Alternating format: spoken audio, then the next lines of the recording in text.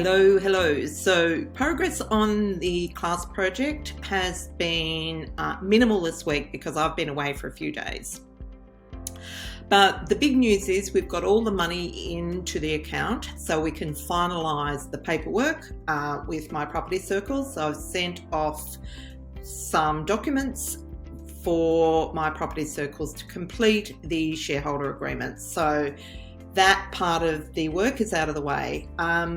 The next thing is I needed to organise an inspection, which I did. There was a bit of toing and froing with the real estate agent because he wanted to only give us 30 minutes.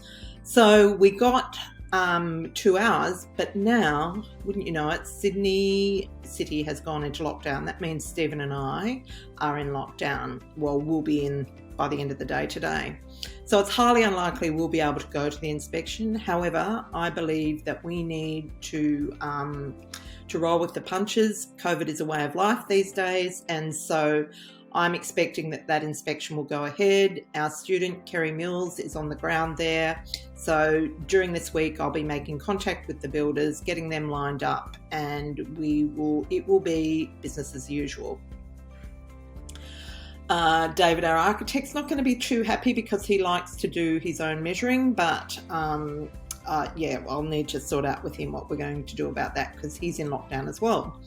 And so other than that, so the landscaping group will get together in the next week and start formulating their ideas about what they're going to do in the exterior of the house. And I'll also be organising a Pinterest board so we can start pulling together some material for the mood boards. It's really important that we get a sense of the look and feel we're going for early in the piece so we can start sourcing materials and tiles and making some decisions. So that's it for this week.